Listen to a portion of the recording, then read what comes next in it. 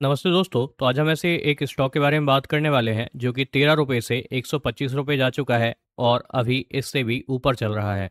Multi वगैरह stock आपको यहाँ पर लिखा हुआ दिखाई देगा। आज का ही न्यूज़ है। अगर आप देखते हैं क्या डिटेल है इसका, तो आप पूरा न्यूज़ यहाँ पर चाहो तो रीड कर सकते हैं क्या इसका मोमेंटम रहा है।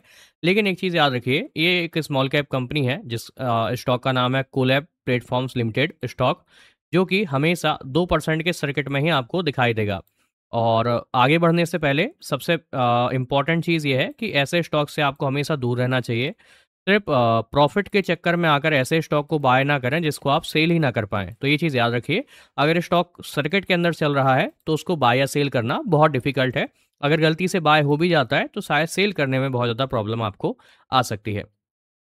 बाकी अगर हम इस कंपनी की बात करें तो ये एक स्मॉल कैप कंपनी है जो आपको यहाँ पर मेंशन भी दिखाई देगा इस न्यूज़ के अंदर।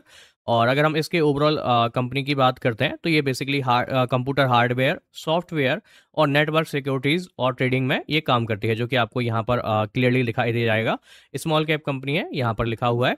टोटल अगर आप देखोगे इसका तो पास्ट ईयर के अंदर 824% के आसपास का इसने मोमेंटम दिया है।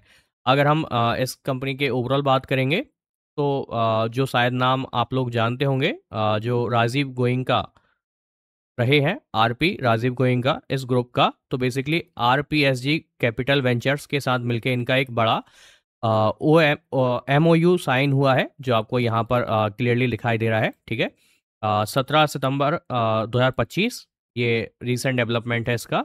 ठीक है, तो यहाँ से अगर आप इसके आगे के लिए जाओगे इसको रीड करने के लिए, तो ये बेसिकली एआई के अकॉर्डिंग, मतलब आर्टिफिशियल इंटेलिजेंस पर आधारित हेल्थ और वेलनेस प्रोडक्ट्स डेवलपमेंट किए जा सकते हैं। ठीक है, कंपनी ने, अगर आप अभी की बात करोगे तो अगर हम क्लाउड प्लेटफॉर्म्स की बात करते हैं तो sports tech, e sports, gaming, digital platform जैसे नए नए जो बिजनेस हैं उनके अंदर एंट्री लिया है। और ये इनका ओवरऑल अगर आप देखते हो तो न्यूज़ है।